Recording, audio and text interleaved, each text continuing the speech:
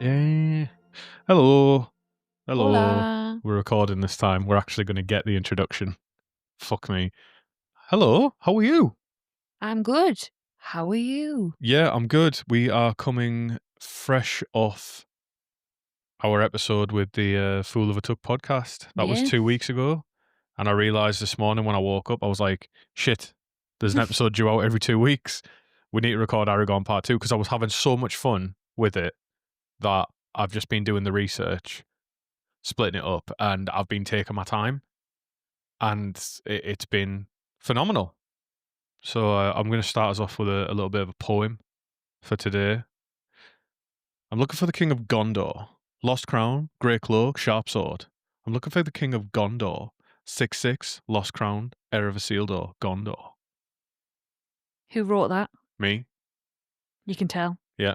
So, because I was watching loads of those Instagram reels like that. I'm looking for a guy in finance. And I was just, Aragorn's tall and handsome, isn't he? Although we're going to see throughout the course of this episode, shouldn't really be. Well, I sent that thing to you on Instagram that had like Aragorn opening both the doors. Mm-hmm. The sexiest moment in cinematic history. Yeah. Yeah.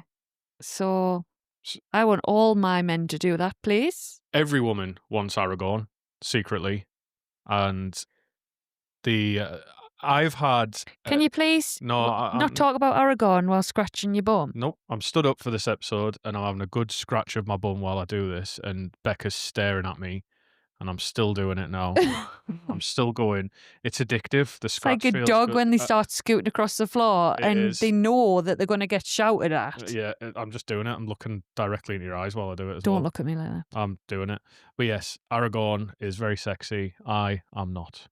There we go. I wish I didn't have to do this now, but I am. Itchy bot. There we go. Anyway, so Yes, so why are you reading a poem about Aragorn? because it's part 2 of the Aragorn series. Hey! Still not sure how long this series is going to be. It is. We end today basically when he is 2 years old. That's where we're going to get to today. But we've got thousands of years before we get there. But then I covered off the Elfstone last time. I covered off Estelle. I covered off the. I think that was the main 2 things. So we still need to cover off things like Narsil, the Scepter of Anuminas, the Ring of Barahir. Like these like artifacts that Aragorn becomes the inheritor of, which are just as important for the history they've got with them. So there's Aragorn's life that we aren't even yet discussing properly. And then there's the personal effects. And then I also would like to do either a segment of an episode around it or an episode on like things like Aragorn as a Christ figure in Tolkien's writings and Aragorn and masculinity, like the positive masculinity that Aragorn portrays. So yeah, there is a lot still around Aragorn that and he just bleeds into so much stuff. We've had very, very good feedback on the last Aragorn episode and on the Fool of a Tuck episode. We have pulled in like a lot more followers off the last couple of episodes, which Oh, well, is that's really nice. it's Thank been you to everyone who listens to us and is still listening to us, and new people who are listening to us, because we really do appreciate it. And Chris does put a lot of work and effort in every single episode. So yeah. Yeah, like I'll be honest with you, there's times where I consider giving up the podcast because there is, and I'm part of this problem, right?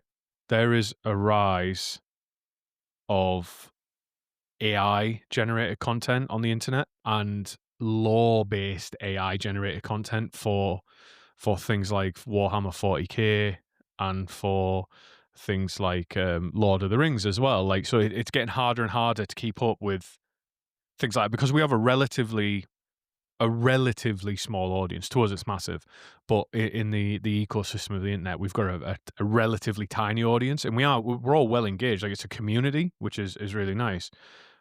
But what is it sometimes when you're doing it and you look like you'll go on YouTube and you'll see this like AI slop video, and it's got like fucking millions of views, and the channel's been up for 2 days, and it's got like 100,000 subscribers, and that it's times like that when you're like, I know I don't monetize it and that, but it gets a bit daunting when you're like, fuck, we've been at this for 3 years, and I've made friends. Like, don't get me wrong, I've made a lot of friends doing this. Yeah, like that is the wealth. The wealth But yeah, isn't. it's the friends we made along the way. Yeah, definitely. And it was so nice recording. Yeah, With Fool of a Took. yeah. Pat and And Chris, they were excellent. and since then, it kind of made me think, oh shit, like I have just been turning up, not prepared. Well, I mean, I never prepare ever, and I suppose that's maybe my point of being on here. Whereas, so I'm the complete opposite of Chris. Chris spends weeks and weeks and weeks and weeks, and every waking moment, it seems sometimes, researching Lord of the Rings and living Lord of the Rings. And I turn up, and I have tried. I've tried to read. You're reading Lord of the Rings at the moment for the Yeah, first time. You're making good progress. It's I've the most. tried to read Lord of the Rings multiple times. I get overwhelmed. My memory's shocking. It is the Uh, most I've ever seen you read. well, I've listened to the audiobook multiple times, multiple nights in a row, re-listening to the same chapters. I'm managing, but and some of it feels quite familiar. It's nice reading the book because I'm feeling like I can, like it is familiar. It has been going in. Everything from the podcast has been going in. But yes, I'm enjoying it. I'm up to book 2 in a week. Right. Dead proud of myself. Where you've ended that sentence wasn't really where you started. What was the point of that? What was your point you were trying to make there? That I am trying to make more effort. Right. Okay. So Good job. I hope that it shows and that people enjoy the episodes more because I am trying to consciously make more of an effort. Well, someone pointed out. Well, we know that you're like the every person, right? You're like you're a stand-in for the audience, and that's what you've always been, and it works really well because you're learning a lot at this. Often you are learning alongside the audience. It's very rare, in fact, for things like today where I gave you a little glimpse about what we were talking about because I found it so funny with parts of it. Like Aragorn's mom, just it made me laugh so much. But another thing I wanted to point out is so yeah, there is times where it gets really fucking daunting because you're like, shit, what's the point? Like, I can't keep up with these other big like AI slop type shit. Like, I use AI a lot in my day to day job and as a general enthusiast for like coding and stuff on the side. But for the artistic endeavors, I not really like. I don't have a pod. Like, I have a podcast, which is my product, so I don't want to dilute it with AI. Whereas I'm not a graphical artist. So I'll generate a thumbnail with an AI, but then when there's like lore stories and stuff like that that are generated via AI and you see all the views that and shit they're pulling in and then they monetize it and I don't monetize it, but I'm just like, what's the fucking point? Like, do you know what I mean? But then you do have odd moments. I was on the train coming back from work yesterday and I got a voice note from one of our listeners called Ollie. And me and Ollie, like, we've swapped messages, but he said he's been listening for like a long time and he sent me a really nice voice note, and I keep meaning to um like let you listen to it as well. And he was really complimentary. He said like it's really nice that we walk that balance between teaching and keeping it accessible. And it was stuff like that that really kind of renews your faith. You're like, oh, that's really nice to hear. It's lovely. And as well, but then there's other things as well. Like for example, one of our other listeners, Taylor, she's been listening for a long time as well. It was her birthday yesterday. She was 30. So happy birthday, Happy Taylor. birthday. Welcome to the 30 Club. Yeah, and it's just it's nice that kind of like you know these things about some of your listeners. Like for example, one of our friends is on holiday in Rhodes at the moment. Living like a best life. So it's things like that. Like through the podcast, like you meet these people and you know about their day to day lives, and like one of them's pregnant, one of them's single and gagging for dick. Like you know what I mean? Like all of these things. But we'll not mention her name. Yeah, Right. it's just it is really nice. We do appreciate everything, and we do this because I do this because I love Christopher lots, and I also have gained a lot of cool people to be friends with. So thank you very much, and yeah, keep listening.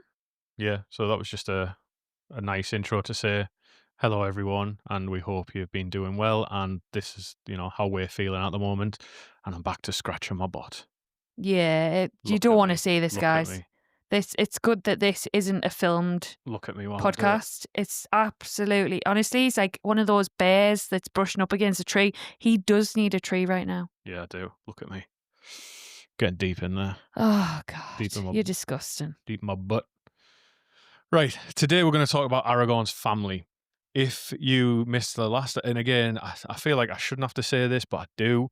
If you haven't listened to part one about Aragorn, we went over like what his name means and his titles and stuff like that. Today we're going to talk about his family, which is his immediate family, up to his grandparents. We can only identify 3 out of 4 of them, but I'll also give you a way back glimpse of his ancestors. If there are things that have been covered in other episodes, or I will be covering in other episodes, I'll point them out. As always, I have to leave out far more than I put in for these because I couldn't do them justice here. Like, for example, there's a king we're going to talk about called Arvedwi, and he's called Arvedwi the Last King because he was the last king of the North Kingdom before Aragorn. His story itself is pretty fucking cool, but I'll have to gloss over it because when I cover the kings of Gondor and the kings of Arnor, he'll be his own bit there. But let's talk about Aragorn. What do you know about Aragorn's family? I am going to be honest, nothing until Good. today Yep. when you kind of give me a little bit of a brief. Yep. Nothing at all. Good stuff. Right. We're going to talk a lot about incest today. And the good news is, no matter who you're listening with, incest is a game for the whole family can enjoy. So Dudum. everyone can enjoy it. Incest is a lot like golf. Everyone's trying to finish under par. And what's worse than fingering your mum? Fingering your sister? Sorry, I fucked that joke up. What's worse than fingering your sister? Finding your dad's wedding ring. Oh. Right. With that one out of the way, I fucked that up. Shameful. But it's okay. We go. This isn't my stand-up. I do stand up separately. But I am stood up telling these jokes. So Aragorn is descended from Numenor, who became the line of Gondor and Arnor under Elendil. And then Aragorn is descended from Isildur, Elendil's son. Okay, so far so good. We all know this. Aragorn is actually descended from Isildur's youngest son, who his mother was still pregnant with him when she escaped to Rivendell, when she went there to keep it safe. And we're going to talk a lot about Rivendell today. So Aragorn is descended from the youngest son of Isildur because the others all fucking died. Okay. Yes. So a note about Aragorn. I'm going to give, so in this episode, it's going to be one of those episodes where I'll read something out and then I'll explain it. Side note, I'm terrible at maths and I will call it out that there may be a digit or two I get wrong in this episode because when I was counting it, I have got a 3-year-old who's just about to turn 4 who was talking at me constantly while I was trying to do a fucking family tree for someone in Middle Earth. That is life on extreme difficulty. So, Aragorn II is of the 39th generation descended from Isildur through 23 generations of the kings of Arnor and Arthedain, beginning with Valandil, Isildur's youngest son, and ending with Arvedwi, the last king of the North Kingdom before Aragorn. And then 15 generations of the chieftains of the Dunedain, which began with Arvedwi's son, Aranarth, and ending with Arathorn II, Aragorn's dad. So, he's descended all the way from Isildur, but partway through that, 23 generations of kings of the North Kingdom, then the kingdom ended and they became chieftains of the Dunedain instead. Okay? Okay. With me so far? I'm glad you cleared that up. I was getting a bit confused. Yes. So, as we covered in the last Aragorn episode, Ara, A-R-A, is the beginning of all of these names of the Dunedain because it's the Quenya and Sindarin prefix R, A-R, or Ara, A-R-A, comes from the word Aran, A-R-A-N, and means kingly or noble. So that's why they're all called Ara this, Ara that, Ara hit me with a wiffle ball bat. It means noble or kingly. So does in our world, Aaron, do you think like Aaron, would that have links to that same sort of connotation? I think Aaron is a Hebrew name. I'm not sure. I didn't look up the real world Yeah, I etymology of Aaron just curious. because I've never met an Aaron who's interested me enough to do it. True, me neither. So's Aaron's, whatever you want to call No. yourselves. So Valandil was the third king of Arnor, which was the North Kingdom. So the first one was Elendil, then it was Isildur, then it was Valandil. And he became the king after his father Isildur was killed at the Gladden Fields in the second year of the Third Age. So 2 of the Third Age, the second Okay. year. Valandil survived when Isildur's other kids didn't because they were with their father in battle, and he was either, I think he was, well, obviously at one point his mum was pregnant, but then he was a child at Rivendell, held safely with his mum. So Valandil became king when he was 13, but he didn't take the throne until he was 21, because I don't think he'd reached like the age of maturity to take the throne properly. And he took the throne in the year 10 of the Third Age. So Valandil, though, he ruled for longer than any other king in the Northlands. So he's just like, what, 2 generations removed from Numenor at this time? So they've still got the old blood like running strong in them. Okay. Yeah? And he ruled for 239 years. Ooh. So when he died in the year 249 of the Third Age, his son Eldacar took over the kingship of Arnor. And Valandil is a Quenya name, which means lover of the Valar. And that's a compound of Valar, obviously like Valar, and Dil, lover or friend. So dill pickles are friendly pickles. And it is likely he was named after his ancestor Valandil, who was the first lord of Andunier. And for a brief summary of the lords of Andunier, it's in, I think it's our Downfall of Numenor Sauron episodes in the Sauron series. But they are basically the powerful Numenorians who fell out of favour with the royal family of Numenor when shit was going downhill. And the Andunier were the good guys, essentially. Like, they were banished to the coasts. And they were like, oh my god, no, you're sending all of these people who love boats to the coast. Oh, you bastard. But from there down the years, though, so that's Valandil. That was Isildur's youngest son, third king of Arnor, and where we really start after Isildur. So down the years, Aragorn is descended from these kings for now, until we get to Arvedui, who was the last king of the Northern Kingdom until Aragorn came and reunited them all. And it's Arvedui's wife Firiel, from whom Aragorn is also descended. Again, inbreeding's going to come up. A lot of these people are either very closely or very distantly related. But what is interesting is, oh shit, actually, sorry, I think Anarion was the second king of Arnor, the North Kingdom. So anyway, what's important though? Elendil had 2 sons, right? Isildur and Anarion. Yeah. Okay, so do you know in the Fellowship of the Ring when they're passing into Gondor and they've got the 2 big statues like that, the Argonath? Yeah. That's Anarion and Isildur, right? So Anarion was king of the North Kingdom, I think, after his dad, and it's so it's Firiel, who was Arvedui, the last king's wife. She was descended from Anarion, and Arvedui was descended from Isildur. So that's where this family line comes together, and from Aragorn being descended from them means he has a claim to both the North Kingdom and the South Kingdom, Yeah. to Gondor and Arnor. That's why Nice. it's so important, right? Nice. That's a good power move. Yeah, it gives Aragorn a claim to both kingdoms, just like Elendil did. So Isildur could only, like, even though when his dad passed, technically he might have become the High King when Anarion died as well. But Anarion and Isildur, the rule was split between them. Aragorn has a claim to both thanks to his ancestors, right? And it also does mean uniting. It does mean, though, that Firiel and Arvedui were distant cousins. Yeah. So We can overlook that ew. for a second. But then the distinction is made here, though, between the end of the kingdoms the kingdom. Well, yeah, Arnor became three kingdoms really towards the end, and the beginning of the Rangers, where they became the Rangers of the North. Instead of the Kingdom of the North, they were the Rangers of the North. They didn't have a king, they had a chief.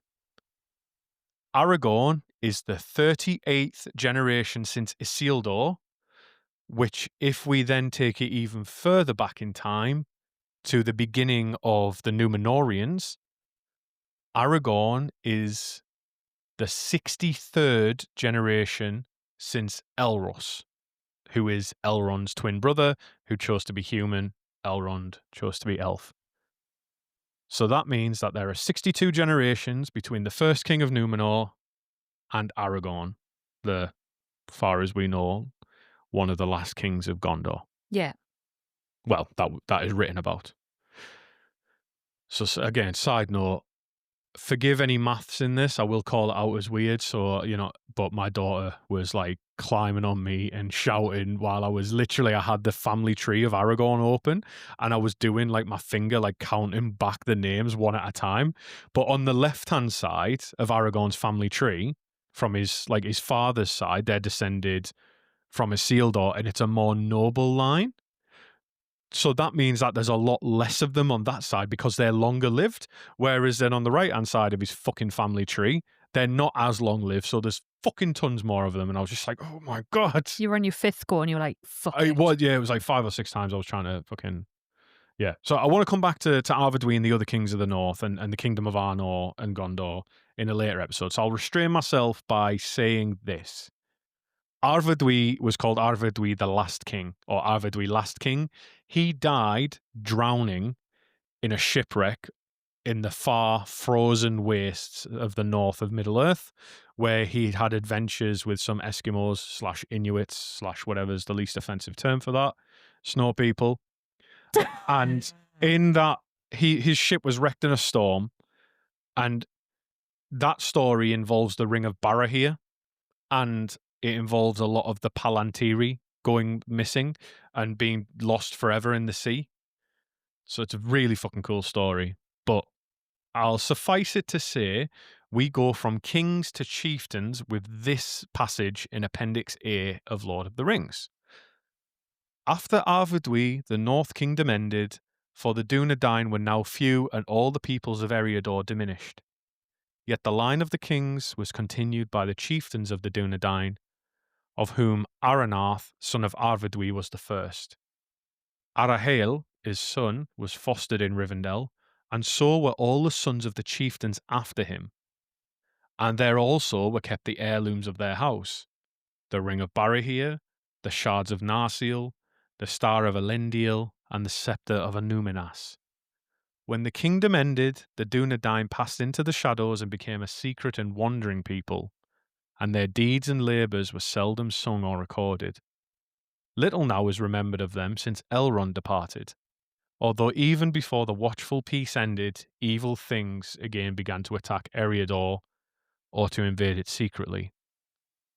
The chieftains, for the most part, lived out their long lives. Reminder, Eriador is the part of the world where the Shire is in. It stretches from the Misty Mountains in the east of the land to Ered Luin in the west of the land. That's the part of the world we're talking about, and that's where they were. It's bigger than the Shire, but the Shire is there. So history continues on through the years of the chieftains of the Dunedains rather than the kings as they once were. And in the year 2931 of the Third Age, Aragorn was born to his parents, as most people tend to be. And his parents were called Arathorn II and Gilrain. And surprise, fucking surprise, they were second cousins. Quelle surprise. Those inbreeding fucks. No wonder Aragorn was so good with a sword. He had extra grip with 7 fingers and webbed fucking hands. So let's talk about something I went deep on. And funnily enough, it's now in the news. Consanguinity. This is the medical term for inbreeding. Now, if you don't follow UK news very closely, you might not have seen that someone in the NHS recently published a report saying that first cousin marriage was linked to better economic stability and family ties. Absolutely fucking ridiculous, right? There is a reason that. Family ties. Yeah, I know, right? Yeah. Help me, step bro, I'm stuck in the washer.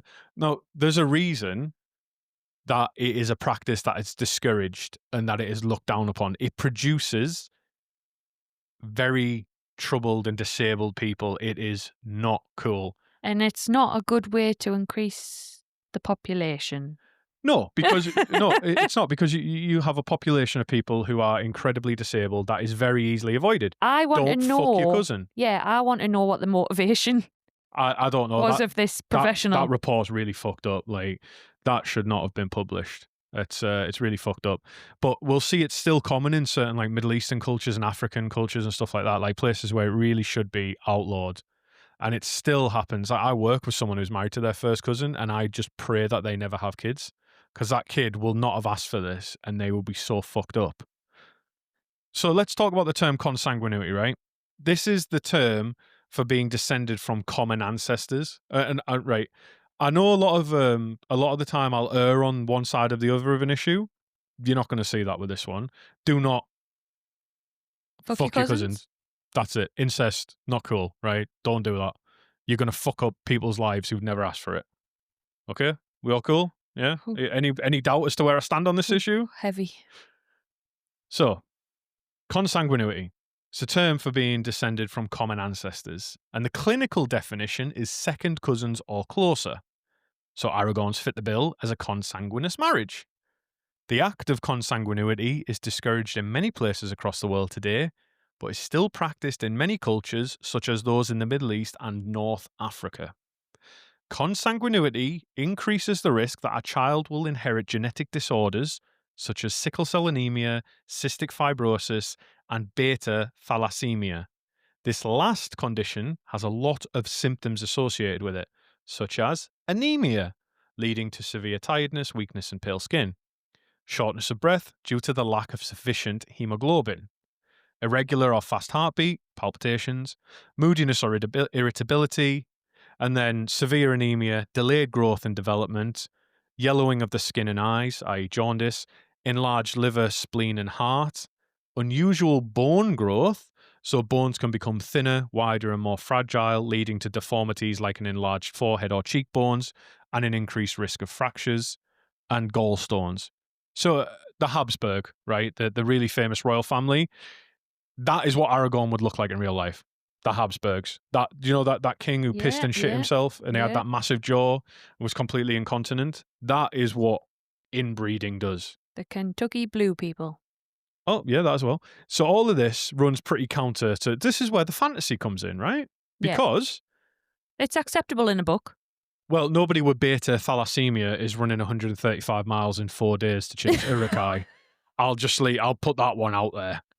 They are not getting very far with that irregular heartbeat. As well, though, if so there's a lot of like, it's kind of set in what we would deem as like a Middle Ages medieval-ish-esqueness. Well, if we go just before that, if we go on the royal part of it, the royal family in the real world and the aristocrats, they are some of the worst people for this. Yes. There is an account on Instagram that tracks, like someone will leave a comment saying, just linking two royals that are completely different, like allegedly completely different. And this person just goes up and down their family tree. They just write it out by hand, and it's literally it's on like 3 or 4 gaps, and you're meeting them. It's like the 5 degrees of Kevin Bacon. It's like all the royal families and the aristocrats are related to each other. Yeah. But so that's obviously for purity of your bloodline. Mm-hmm. My direction is, if that's kind of like the setting, in those times, it was acceptable. Mm-hmm. Yeah. So that's, well, it's still acceptable. That's why I'm saying well, it's more still acceptable so, now. Like the Queen and King. What's our king called? King Charles. Yeah. Yeah. No, wait, that's her son. Prince Philip, the Queen and Prince Philip. They were like, I'm pretty sure they were cousins. Is Prince Philip? He's dead. Oh yes, because he was the German side, wasn't he? Yes. Yes. The Mountbatten. Yes. So, but that's not where I'm going. I'm just saying that in Tolkien's world, in this kind of medieval-ish setting, this world that he's created, mm-hmm. that incest is more in a time of acceptability.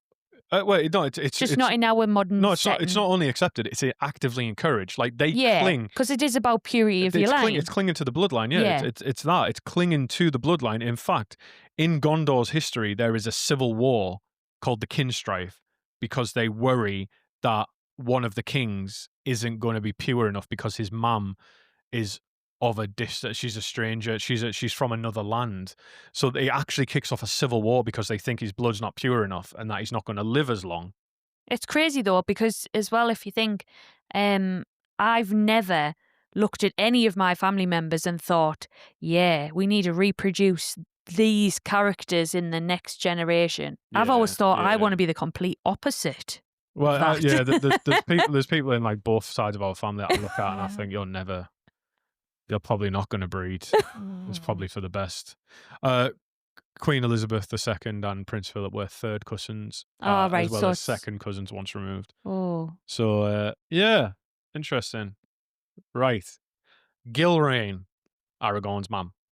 She was born in the year 2907 of the Third Age and died in the year 3007 of the Third Age. And for those who are the product of a consanguineous marriage, she died when she was 100 years old. That's what that means. and I've been to the year 3000. Not much has changed and people were still fucking their cousins. So her epithet was Gilrain the Fair, and she was a Dunedain of the North, same as her husband, who was called Dirhael, or Dirhael. Dirhael. I couldn't fucking figure out how to pronounce it. Gilrain was descended from the first chieftain of the Dunedain, Aranarth. Now, this is where things get really fun for me. It got very funny very quickly. Gilrain, in the published version of Appendix A, wanted to marry her eventual husband, Arathorn, Aragorn's dad. But her father objected. And Dirael, Gilrain's father, objected because not only were they second cousins, he didn't object because of that. No, he objected because she was younger than was usual for the Dunedain to marry. She was 22. It gets worse. Not only were they inbreeding, she was. Remember how long Dunedain live? She was a child bride. That would be like me at the age of 30 marrying someone who was like 12. That's the kind of difference here. Yeah. Because Arathorn was, I think, 56. Yeah, 56 when he married her. 56-year-old marrying a 22-year-old is fucked up, in my opinion, in the normal world. Take into account their extended lifespans and the age of maturity that she hadn't reached the usual marrying age. And it makes it weird. So not only were they second cousins and inbreeding, it was a child bride, in my opinion. So, yeah. But they were married for 4 years before Arathorn died in the year 2933, which I'll come on to in a minute. So there's some interesting stuff here about this marriage, though, because Gilrain's parents, Dirael, and her parents, dad was called Dirael, or whatever. I don't want to derail this by fucking up his name. And Ivorwen. Her dad was opposed to the marriage. And, yeah, I get it. But he also had misgivings that Arathorn was soon going to become chieftain. And there's these hints that Aragorn's granddad had, like, glimpses of the future. But his grandmother, Ivorwen, she definitely did. But her husband, he might have. But he said that he predicted Arathorn was going to have a short life. And his wife, Ivorwen, so Aragorn's grandmother, changed her husband's mind and said, well, that's all the more reason for them to get married. Definitely, Because she said, because of his short life, and I foresee that hope for our people will come from the union of their marriage. Yeah. Now, Aragorn is called Estelle, so that was the hope there. Get it? Makes sense. I was like, when you said 4 years, I was thinking, I hope she had a prenup. But the passage there's a passage in the Appendix A, which is where a lot of material comes from today, that sees them married. Sorry. Arador was the grandfather of the king, Aragorn, and his son, Arathorn, sought in marriage Gilrain the Fair, daughter of Dirael, who himself was a descendant of Aranarth. So here we see two side, you know, like descendants from royalty, and it's still good lineage, right? Quote unquote good lineage. To this marriage, Dirael was opposed, for Gilrain was young and had not reached the age at which the women of the Dunedain were accustomed to marry. Moreover, he said, Arathorn is a stern man of full age, and will be chieftain sooner than men looked for. Yet my heart forebodes that he will be short-lived. But Ivorwen, his wife, who was also foresighted, answered, The more need of haste.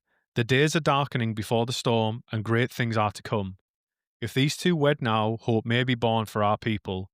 But if they delay, it will not come while this age lasts. So there's that one bit there. But Ivorwen, his wife, who was also foresighted. Now, that could be, Tolkien does write like that, where he could be saying she was called Ivorwen and she was also foresighted. Like, her name is Ivorwen and she was foresighted. Or the both of them. Or it could have been the both of them. So the only answer would have been to do that test from the beginning of Ghostbusters, where you just hold up the cards and see if you know, pick an answer.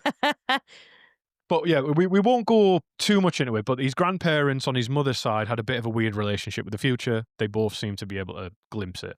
All right, fine. But they aren't much more notable for that other than the objection to the marriage and then persuading Ivorwen persuading her husband to consent to it. But his grandparents lived in Eriador, where the Dunedain used to have hidden refuges in the wilds. And a possible place where they lived was called the Angle, which was originally part of the northern kingdom of Arnor, but when it split, it became the mini-kingdom of Rudour, which was mentioned in the Witch King episode. And it's here where the hobbits first started to settle in Eriador before the Witch King came along and they moved off and blah, blah, blah, blah, blah. And I always think of the Dunedain as a wandering folk, and they are portrayed as that.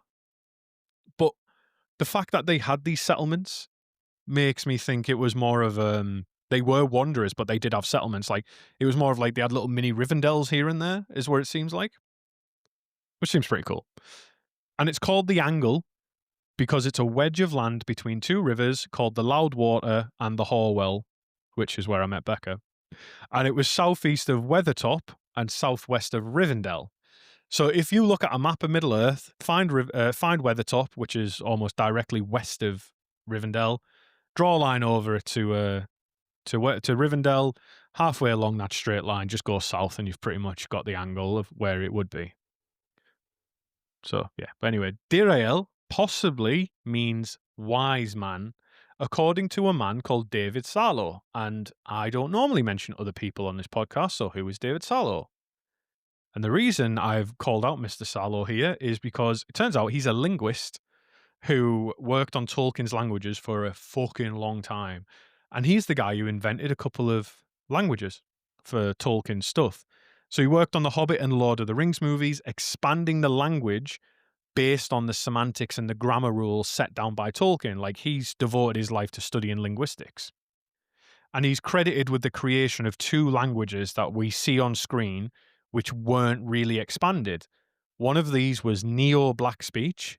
It's called Neo to separate it from what Tolkien created, and Neo-Kuzdul, because Black Speech that Tolkien wrote and Kuzdul, the dwarf language that Tolkien wrote, didn't have enough in it to be spoken on screen. Okay. So he had to invent the language, which is fucking awesome. A pretty impressive guy, and I'd accept him as a source. So that's me calling out, saying, fair's fair, it's not from Tolkien, but I will accept this guy as a source because he's probably got a better chance than most of us at figuring it out. And he has a book that was released in 2004 called A Gateway to Sindarin, which I was pretty tempted to get, but then I was like, it's elves, fuck them. So, Sorry, guys. yeah, anyway, yeah. So anyway, that was Dirael, who was Aragorn's maternal, mum's side, grandfather. Okay? So it's his granddad on his mum's side. And his grandmother was the aforementioned Ivorwen. And the notable aspects are literally all we've discussed. She had the foresight. Her name is Sindarin, but we don't know what this name means. There's no real speculation. The only speculation that could be nailed down is the suffix gwend, or when, like when, gwend, right? Which means maiden, but the first part is unclear, so who knows what it means. And in an earlier manuscript, which then became Appendix A, and Appendix A is where the tale of Arwen and Aragorn is. So there's a lot of stuff about the Dunedain in there. There was various versions of it. In one of the early versions, Gilrain, Aragorn's mum, went to her parents because Arathorn wanted to marry her, and she didn't want to marry him yet. She didn't want to be a wife yet. Didn't say, it says she wasn't opposed to the marriage, or not because she didn't love him, but she wasn't ready to be a wife yet, and her parents talked her into this. So My. So what? I thought her dad didn't want this. Earlier version of the manuscript. Oh, right. The story changed. Okay. So in this earlier version, she asked the parents for advice, and Ivorwen said that the child would be great and would bring the Dunedain out of the shadows, so Gilrain married based on this advice. Sickening. Child bride. But initially, it was Aragorn's dad who approached her. It wasn't like an arranged marriage, as in the parents were Arathorn, he nailed it down. Aragorn had a £20 note hanging out of his pocket and a bag of sweets as he was walking past the school. And he went, jingle, jangle. He went, I'll fix it for you to be my wife. And she ran home and told the parents, and then the parents said, yeah, go and marry that go and man. marry the child catcher. Go marry that Dunedain in the tracksuit and the gold chain.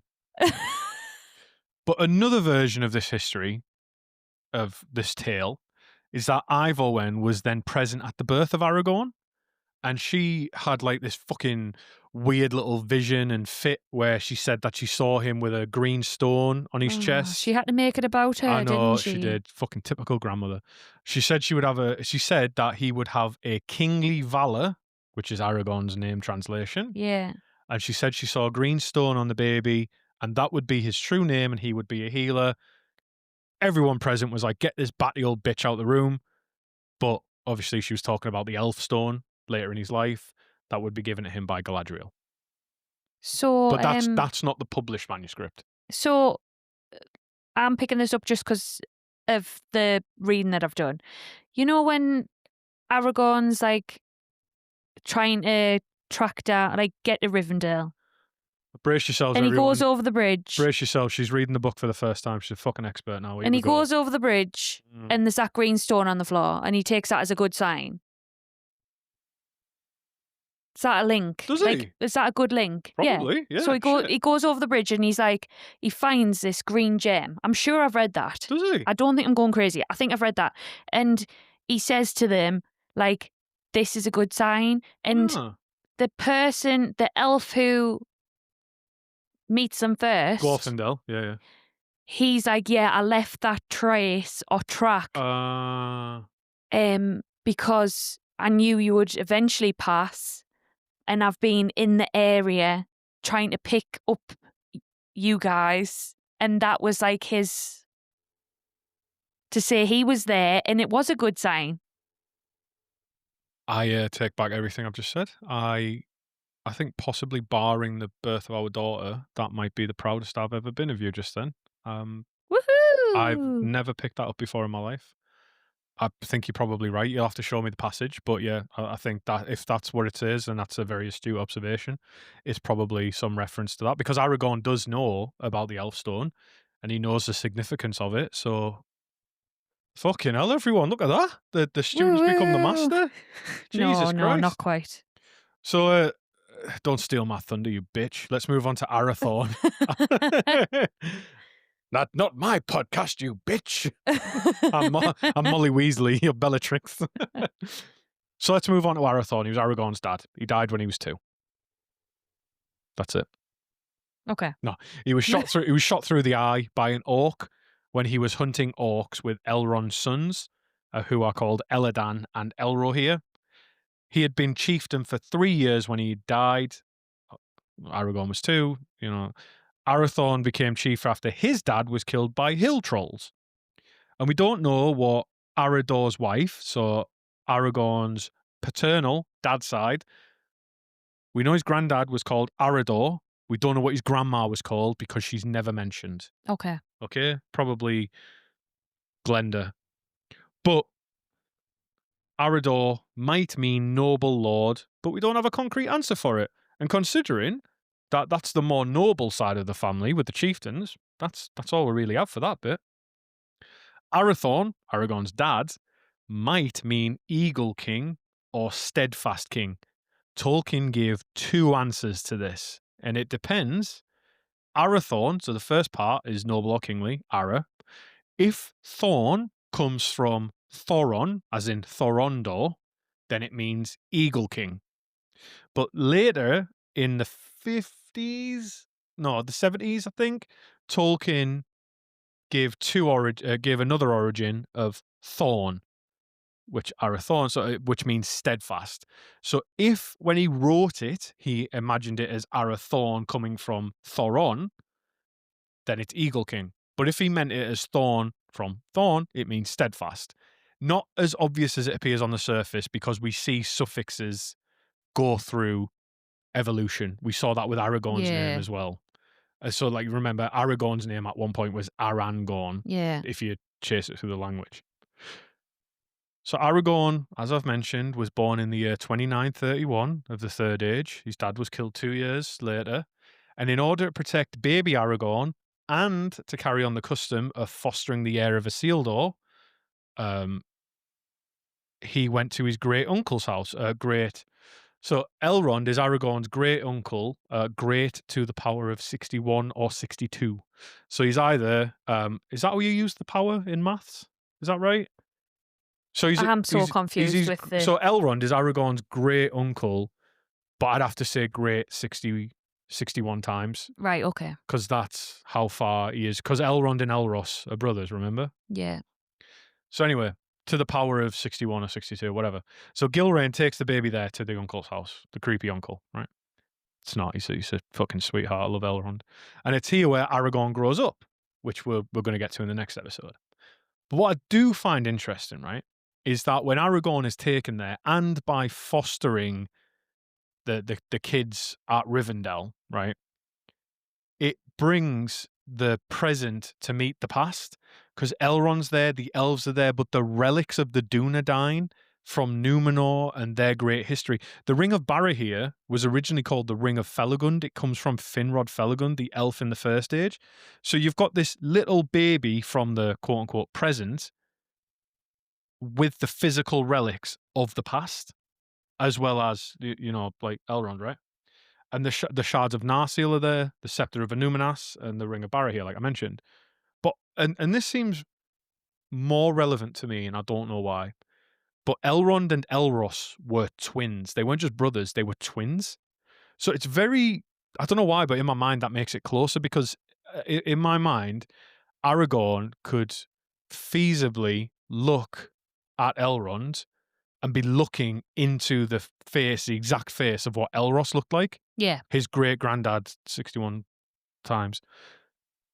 Anyway, back to his mum. Like, I just got lost in that train of thought for a bit. Like, when we look at Elrond, like Elros would look like Hugo Weaving, right? If the Elros was portrayed, he'd look like Hugo Weaving. Yeah. Which is That's like, how twins work. Yeah. Well, identical. Yeah.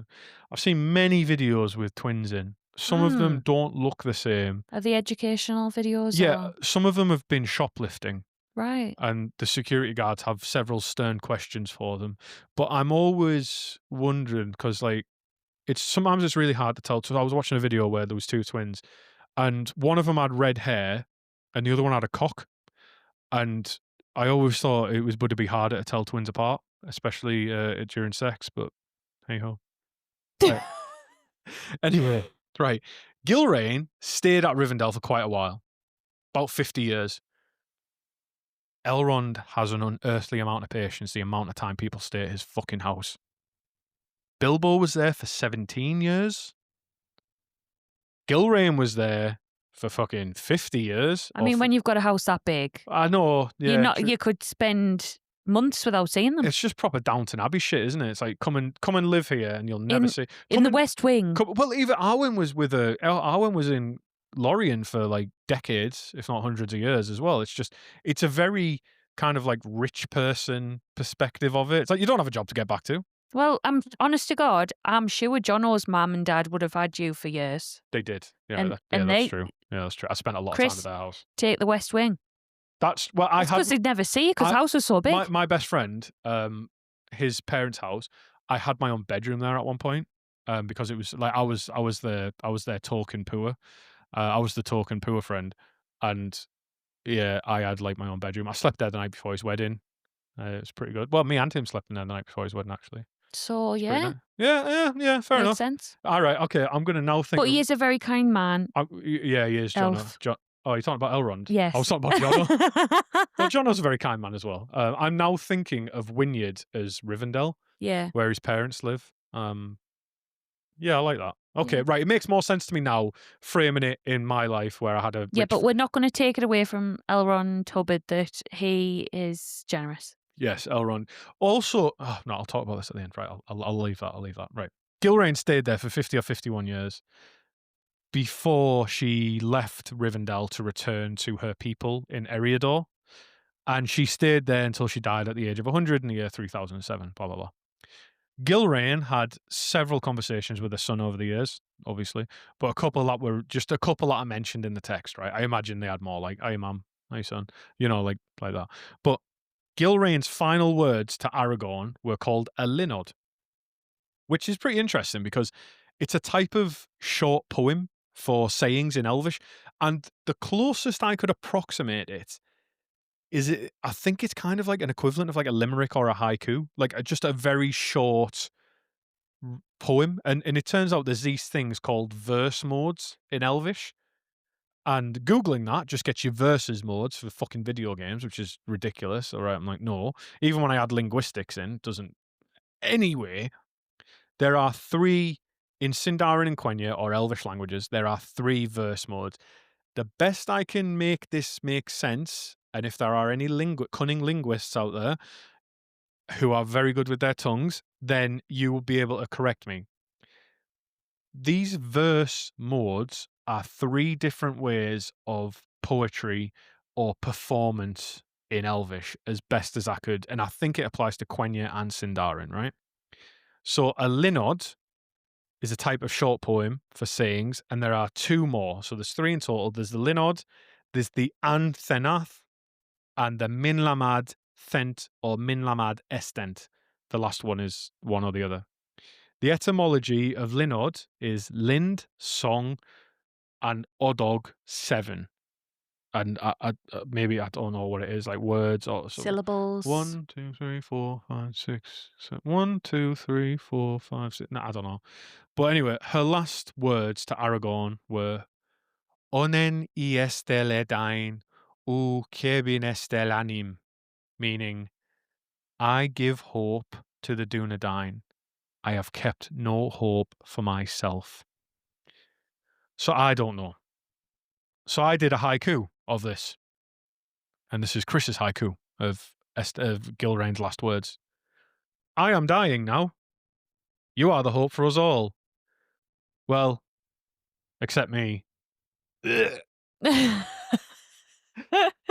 And there is a limerick. Beautiful. There's a limerick. There once was a mother Gilrain who through life bore sorrow and pain. To Aragorn's ear she whispered words clear. I give hope, but none for me can sustain. So that was I don't know, that's the best I could. This is like original kind of, because there was nothing else. There was no footnotes, there was no fucking anything that could help me here. And as best as I could tell, it might have been a failure of me researching, or it might have just been a dead end, but it was like, I'm out on my own for the first time. There's no reference material. I've got to make the best educated guess I can for this. And it's that a linod is our equivalent of something like a haiku or something like a limerick. It's for short, self-contained sayings. Okay. And the three, as I said, Elvish poetry, linod I've covered. Then there is anthenath or antenath, which is for long poems like the Tale of Beren and Luthien. And the last one is minlamad thent or minlamad extent, is for long tales that might be spoken as a performance. So not not meant to be sung, but performed like a Shakespearean monologue, Yeah. right? And an example of this is the tale of the Nani Naini Hin Hurin, or the Tale of the Children of Hurin, which is another incest capade. And we can't escape them, can we? That's another story with a load of incest in. But yeah, so those are 3 different examples I can think of these elvish types of poetry, which is pretty cool. It's something I'll look into more, but I needed to. It's not super duper relevant. It's just a rabbit hole I was falling down myself. So Gilraen died. I was surprised at this. I thought she died much earlier in his life, but this was just 11 years before the War of the Ring properly kicked off. So yeah, she saw Aragorn grow up into a strong and a good man. She'll have saw him as Thorongil serving in Gondor. She'll have saw him as like just here, there, and everywhere, like going out doing adventures and shit. But the jokes don't stop, right? And the jokes write themselves because this interbreeding child bride was opposed to race mixing. She didn't like race mixing. She opposed the love between Aragorn and Arwen. She said that Arwen's lineage was more noble than Aragorn's, and elves and humans shouldn't marry. So a relative child bride of incest is against race mixing.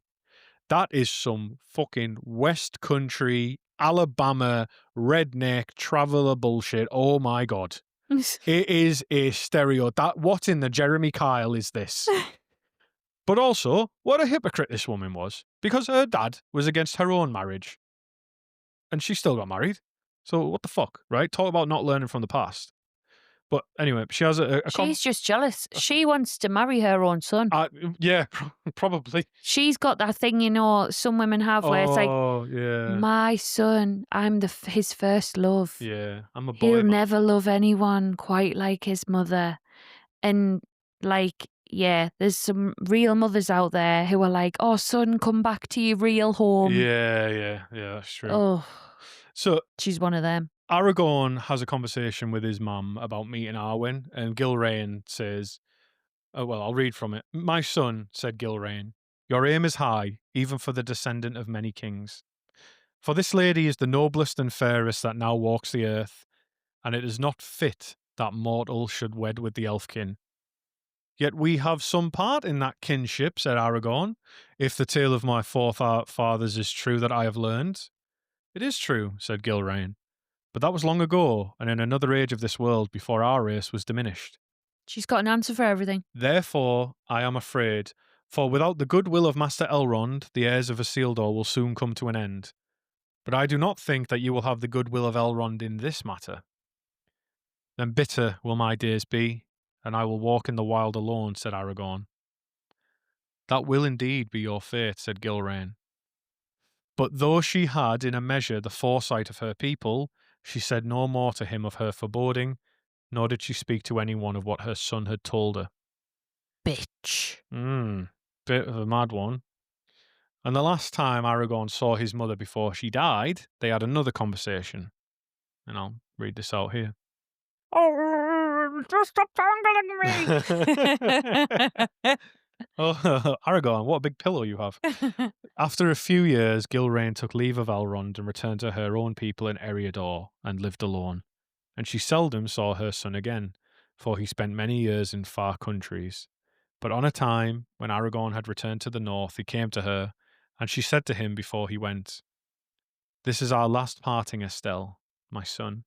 I am aged by care, even as one of lesser men, and now that it draws near, I cannot face the darkness of our time that gathers upon Middle-earth. I shall leave it soon. Aragorn tried to comfort her, saying, Yet there may be a light beyond the darkness, and if so, I would have you see it and be glad. But she answered only with this linod, Oneni Estelle edain, u kebin Estelle anim. And Aragorn went away heavy of heart. Gilraen died before the next spring. Don't make me feel bad for that bitch. It's a very interesting woman, though, right? Her name means gems of netted stars, or something similar, right? Gil means star, and rain is netted or inlaced. Now, this was a common name given to noble women of the Dunedain, because those of high rank would wear that jewellery.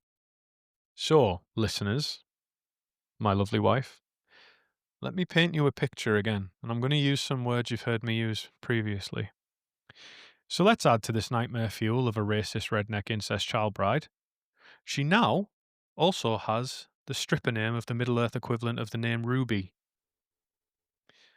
Gilrain, from everything I've gathered, is a old woman who sits in a bar every day wearing denim shorts in Florida. That's who gets. She sits there, chain smoking, and picking up some of the young bucks to take back. That's who Gilrain is. She's had a hard life and she's a hard woman. She wears snakeskin boots and denim shorts Does she and a eat crop top. fried crocodile She for will every do. meal? She will do. She will do. These are not. This research has not endeared me to this family, I'm afraid. But what is very, very nice, and I've never, ever, ever picked up on this before. I've always wondered what the statue was and why it was relevant. I just looked like in a video game. It looked like where you'd save your game. When Aragorn's in Rivendell talking to Elrond, they're in front of a statue.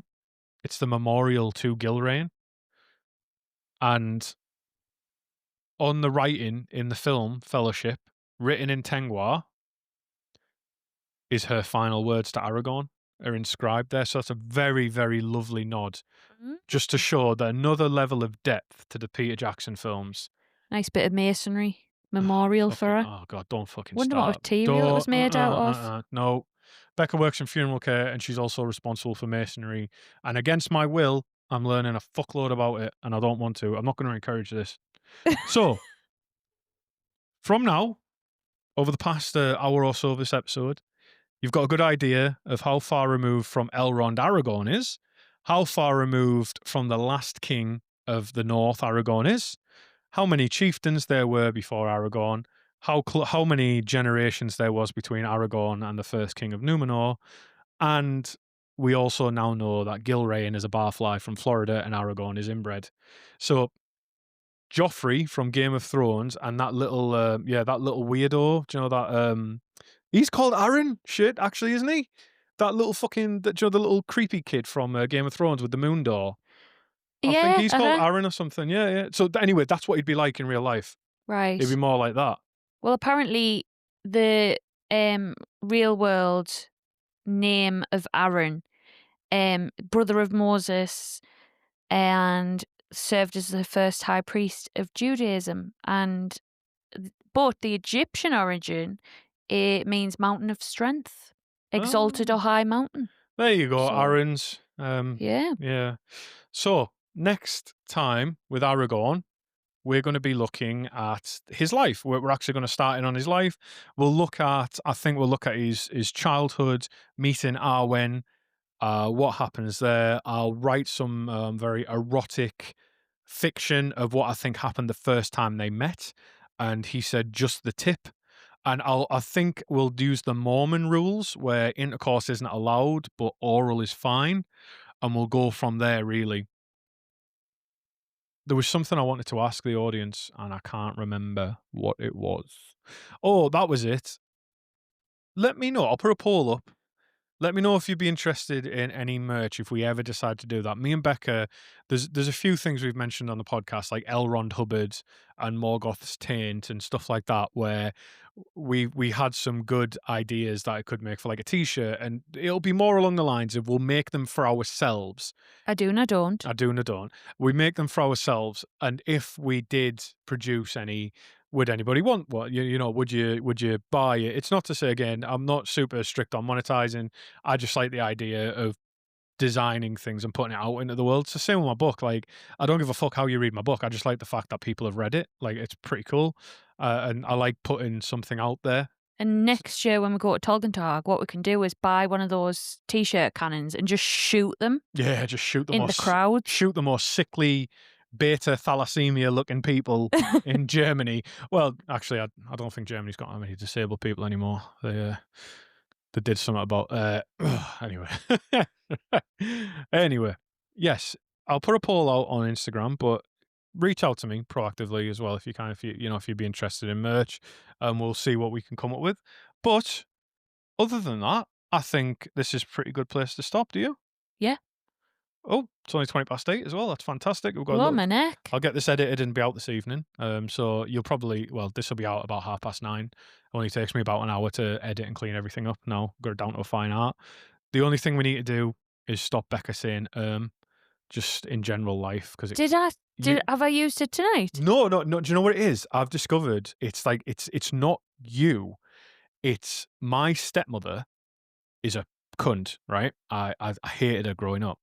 But she's one of those people who's thick as fuck, and she says but you say it in a similar enough cadence that sometimes when you say it and It's triggering. when I'm not paying attention, I like for a moment I'm like it jolts my brain. You've literally never said that. No. I know. Ever. I know it's because you can't bring it up during conversation because you know what you're like. You just go straight to a fight. Also, you're going to start bringing up things on the podcast so that I can't address them straight away because I will get you after this. Well, it's just that everyone stopped listening now, so I can use this as a safe space for us. You're joking. You've stopped. No, I haven't. No, it's still recording. You thought I'd stop recording? Dick. No, I just mean everyone's gone from the Lord of the Rings part of the podcast, and these people are just here to see how a relationship works. Actually, we did have a good moment earlier. I'm going to the lakes this weekend to play D&D and meet my D&D group for the first time. Hopefully, fingers crossed I don't get raped. But we ordered some minis months ago and they came and they were broken, blah, blah, blah. But we were looking for them. Me and Becca couldn't find them. I was adamant I'd left them in one place and she was adamant she'd moved them from that place. Turns out it was the secret third option. It was my mother-in-law who had put them in the garage because she thought it was an empty box. And the secret there is I'd said to Becca today, because we both were convinced we were right, and we both were, she just moved it from everywhere. And the secret there is blame one of your in-laws. If there's a disagreement where you need to both save face because you're both still right, just blame one of the in-laws. So what were you saying about No, it's just, I just realised that, oh no. Yeah, exactly. Oh no. Bitch. Yeah, but there's sometimes when you say it, it's a similar enough cadence, but she's far worse than you. She's one of those people where she'll go like, so anyway, and I was saying to him, and I turned round and said, and she's from that part of Teesside where they've got that letter. So there's a part of Teesside in England, right? I'm from a place called Teesside in the northeast of England. And there's a particular part of Teesside, and English accents are funny, they change within a mile of each other. There's a particular part of Teesside that has letters that only people from Liverpool and Arabs have. And so there's parts of Teesside that only have like that sound when they talk. And then you go, like you see Scousers from Liverpool and they have their sound. But one of the things that she used to do was she'd say, well, I turned around and said, right, and do you know, like, do you know that really like, do you know when like those really argumentative like shitters that you see videos of? So every time I hear the word in a particular cadence, it just gets me. It's weird. Yeah, it's odd. It's just weird all these things happen, isn't it?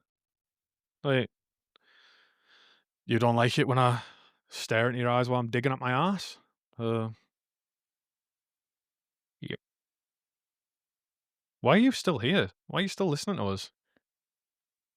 Go do something else with your life, you little perverts. Do you know what this feels like? Do you know when you fall asleep with the DVD menu on? Oh God, I used to love doing that. I miss that. Me too.